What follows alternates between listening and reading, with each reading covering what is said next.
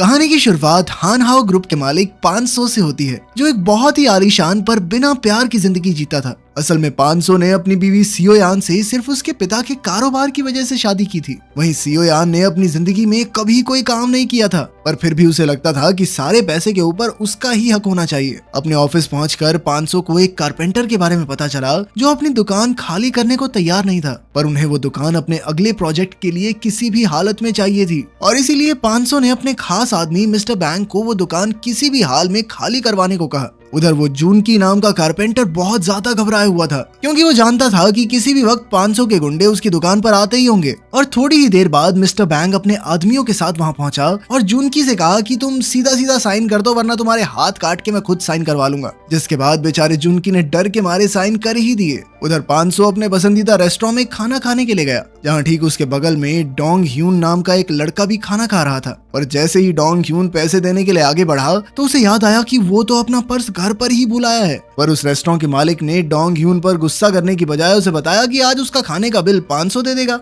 ये बात सुनकर 500 को थोड़ा अजीब तो लगा, पर उसने फिर भी लड़के का बिल भर दिया। जिसके बाद उस औरत ने 500 को वादा किया कि बहुत ही जल्द उसे अपने इस अच्छे काम का तोहफा मिलेगा। थोड़ी ही देर बाद डोंग ह्यून एक इमारत के कोने पर चढ़कर एक जूते को निकालने की कोशिश में लगा हुआ था, और जैसे ही वो उस जूते के पास पहुंचा तो अचानक से उसका पैर फिसल गया और वो सीधा नीचे खड़े 500 के ऊपर आकर गिर गया। कुछ देर बाद जब 500 की आंख खुली तो एक नर्स ने उसे बच्चा कहकर बुलाया, जो 500 के लिए काफी अजीब था। और जैसे ही वो अपने कमरे से बाहर निकला तो उसकी नजर दूसरे बिस्तर पर पड़े अपने शरीर पर पड़ी, जिसे देखकर वो हैरान हो गया। पर इससे पहले कि वो कुछ समझ पाता, कारपेंटर जूनकी ने उसे अपना बेटा बताते हुए गले लगा लिया। 500 को कुछ भी समझ नहीं आ रहा था, और जैसे ही उसने अपने आप को शीशे में देखा तो उसे पता चला कि असल में उसकी आत्मा डोंग ह्यून के शरीर में आ गई थी, और जिस आदमी के हाथ काटने की धमकी देकर आया था उसी का बेटा बन गया था। 500 के बदले हुए स्वभाव को देखते हुए डॉक्टर ने जूनकी को बताया कि उसे रेट्रोग्रेड एमनीशिया नाम की बीमारी थी। और डॉक्टर की इस बात को सुनते ही 500 को उस रेस्टोरेंट के मालिक की याद आ गई, और फिर वो तुरंत ही उससे मिलने के लिए रेस्टोरेंट में पहुंच गया, जहां उसे पता चला कि वो रेस्टोरेंट तो हमेशा के लिए बंद हो गया था। उधर 500 के सबसे बड़े दुश्मन मिस्टर यांग को जैसे ही उसके साथ हुए हादसे की खबर मिली तो वो खुशी से पागल हो गया, और उसने इस मौके का फायदा उठाकर 500 को खत्म करने का फैसला किया। शाम होते ही 500 वापस अपने घर गया, जहां सियो यान ने उसे पहचानने से मना कर दिया। और जब 500 ने उसे समझाने की कोशिश की कि पागल औरत, मैं तेरा पति हूँ, तो सियो यान ने सिक्योरिटी को बुलाकर उसे पुलिस के हवाले कर दिया। उधर जूनकी को समझ ही नहीं आ रहा था कि आखिर उसका बेटा ऐसे बर्ताव क्यों कर रहा है, पर नाबालिग होने की वजह से पुलिस ने बिना किसी कार्रवाई के उसे छोड़ दिया। 500 किसी भी हाल में अपने शरीर में वापस जाना चाहता था, और इसीलिए उसने हॉस्पिटल में जाकर डोंग ह्यून के ऊपर कूदना शुरू कर दिया। पर तभी मिस्टर बैंग ने वहां आकर उसे वहां से निकाल दिया। अपने ही नौकर से बेइज्जती करवाने के बाद 500 अपने नए घर में आ गया, जो उसके लिए काफी छोटा था, पर फिलहाल उसके सामने कई सारी परेशानियां थी। थोड़ी देर बाद जब वो खाना खाने बैठा तो उसे पता चला कि डोंग ह्यून के शरीर में होने की वजह से उसे काफी ज्यादा भूख लग रही थी।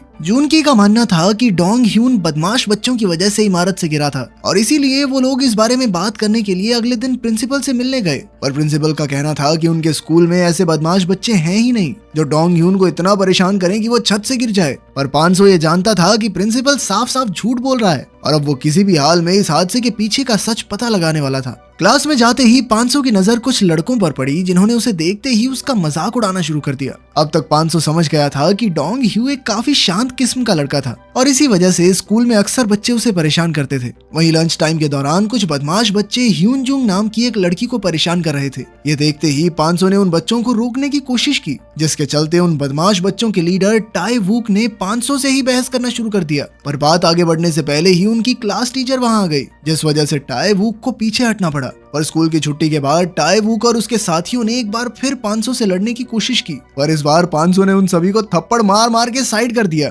उसी दिन टाई वूक और उसके साथी बाथरूम में एक और बच्चे को परेशान कर रहे थे कि तभी 500 वहां आ गया, और उसे अपने सामने देखकर टाई वूक और उसके साथी इतना ज्यादा डर गए कि 500 एक दिन के लिए टाई वूक का फोन ही अपने साथ ले गया। घर पहुंचकर 500 की नजर उस फोन की एक वीडियो पर पड़ी, जिसमें टाई वूक और उसके साथियों ने डोंग ह्यू को हराकर दीवार पर चढ़ने को कहा। जहाँ से वो सीधा 500 के ऊपर गिरा। अगली सुबह टाइवुक का लीडर उसे अपना फोन 500 को देने के लिए पीट ही रहा था कि तभी 500 ने वहाँ पहुंचकर उस लीडर को बड़े ही प्यार से आगे से किसी को ना परेशान करने को कहा। 500 के पास उसकी वीडियो थी, जिस वजह से उस लीडर को चुपचाप उसकी बात माननी भी पड़ी। उधर 500 की बीवी सियोयान ने अपने पति की इस हालत का फायदा उठाकर जवान लड़कों के साथ रिश्ते बनाना शुरू कर दिया और जल्द ही ये बात 500 के सबसे बड़े दुश्मन मिस्टर यांग तक भी पहुंच गई, जिसके बाद उसने सियोयान के साथ मिलकर 500 को बर्बाद करने का एक प्लान बनाया। उसी रात 500 हॉस्पिटल में मिस्टर बैंक से मिलने के लिए पहुंचा, जहां काफी देर तक कोशिश करने के बाद उसने मिस्टर बैंक को सारी सच्चाई बता ही दी। अगले दिन स्कूल के बाद 500 गलती से ह्यूनजुंग से टकरा गया, जिस वजह से ह्यूनजुंग का टेडी बेयर नीचे गिर गया और जब 500 उसे लौटाने के लिए उसके पीछे गया तो उसकी नजर ह्यूनजुंग की मां मी सुन पर पड़ी,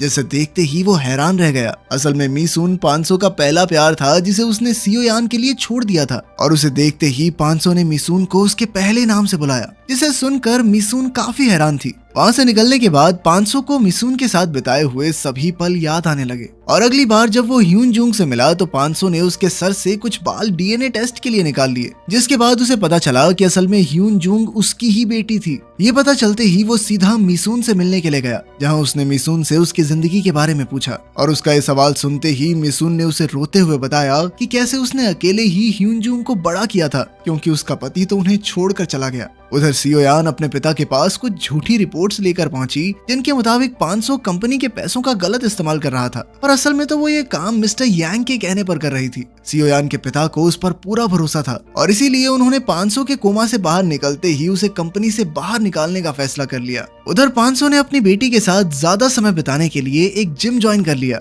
जहां ह्यूनजुंग पहले से ही आती थी। शुरुआत में तो ह्यूनजुंग को उस पर शक हुआ, पर जैसे ही वो वहां से जाने लगी तभी मिस्टर बैंग ने ट्रेनर बनकर उसे रोक लिया, जिसके बाद अगले कई दिनों तक वो दोनों एक साथ मेहनत करते रहे और जल्द ही 500 ने भी अपना वजन कम कर लिया। उसके इस नए रूप को देखकर तो स्कूल में सभी लोग हैरान थे। तभी एक दिन लंच टाइम में एक बार फिर कुछ लड़कियों ने ह्यूनजुंग को रोकने की कोशिश की, पर इस बार वो पूरी तरह से तैयार थी और उसने बड़ी ही आसानी से उन्हें सबक सिखा दिया। उसी शाम 500 एक बार फिर से मिसून के रेस्टोरेंट में गया, जहाँ खाना खाते वक्त मिसून ने उसे अपने पुराने आशिक के बारे में बताया, जिसे वो जान से मारना चाहती थी और उसकी ये बात सुनते ही 500 समझ गया कि वो उसके बारे में ही बात कर रही थी। उधर मिसून एक कस्टमर को खाना दे ही रही थी कि तभी उस कस्टमर ने उसके साथ बदतमीजी करनी शुरू कर दी, जिसे देखकर 500 को बहुत ज्यादा गुस्सा आया और उसने मिसून को अंदर भेजकर कस्टमर को पीटना शुरू कर दिया। उसके इस बर्ताव को देखकर मिसून को कुछ समझ नहीं आ रहा था, जिसके बाद आखिरकार 500 ने उसे पूरी बात समझाई। मिसून को पहले तो उसकी बात पर विश्वास ही नहीं हुआ,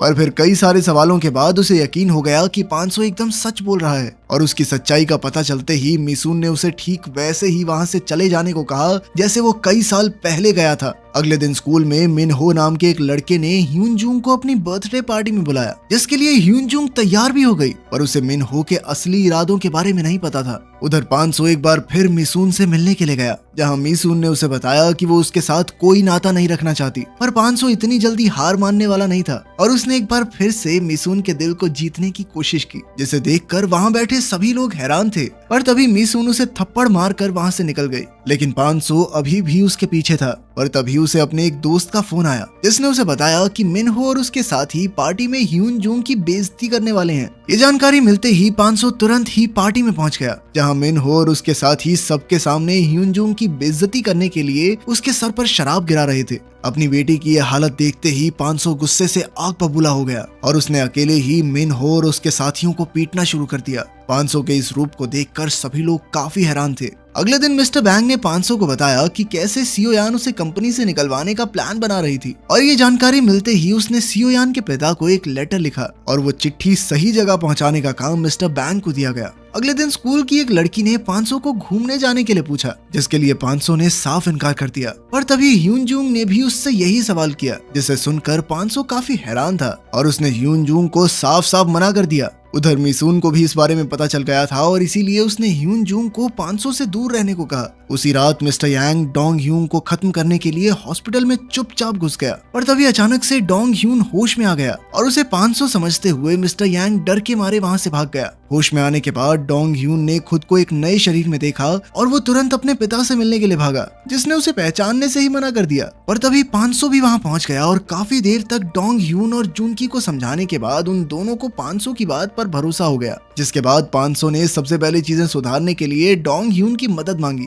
जिसके बाद वो दोनों ही मिसून से मिलने के लिए पहुंचे, जहां उन्होंने मिसून को झूठ बोला कि वो दोनों वापस अपने अपने शरीर में आ चुके हैं। अभी डोंग ह्यून मिसून से माफी मांग ही रहा था कि तभी मिस्टर यांग अपने आदमियों के साथ वहां पहुंच गया और अपने सामने इतने सारे आदमियों को देखकर डोंग ह्यून तुरंत ही रोने लग गया। जिसके बाद 500 ने वहां आकर उन दोनों को अंदर भेज दिया और मिस्टर यांग का सामना करने के लिए तैयार हो गया। लेकिन इस बार मिस्टर यांग पूरी तैयारी के साथ वहां आया था और इसलिए 500 के लिए अकेले उन लोगों का सामना करना काफी मुश्किल था। पर तभी मिसून ने उन सभी को डराने के लिए रेस्टोरेंट में आग लगाने की धमकी दी, जिससे सुनते ही मिस्टर यांग और उसके आदमी वहां से भाग गए। अब मिसून समझ गई थी कि वो दोनों झूठ बोल रहे थे, पर उसने फिर भी डोंग ह्यून को 500 समझकर अपने दिल की सारी बातें बताई कि कैसे उसे अकेले बिना किसी और की मदद के ह्यून जूंग को बड़ा करना पड़ा और आखिर उसने किन किन परेशानियों का सामना नहीं किया। वहीं दूसरी ओर सियोयान के पिता हान को उसके प्लान और अवैध संबंधों के बारे में पता चल गया था और इसलिए उसने सियोयान को अपनी जायदाद से बेदखल कर दिया। साथ ही उसने 500 को जल्द से जल्द मिलने के लिए बुलाया, पर 500 खुद मिस्टर हान के सामने नहीं जा सकता था और इसीलिए उसने डोंग ह्यून के कान में एक चिप लगाकर उसे मिस्टर हान से मिलने के लिए भेजा।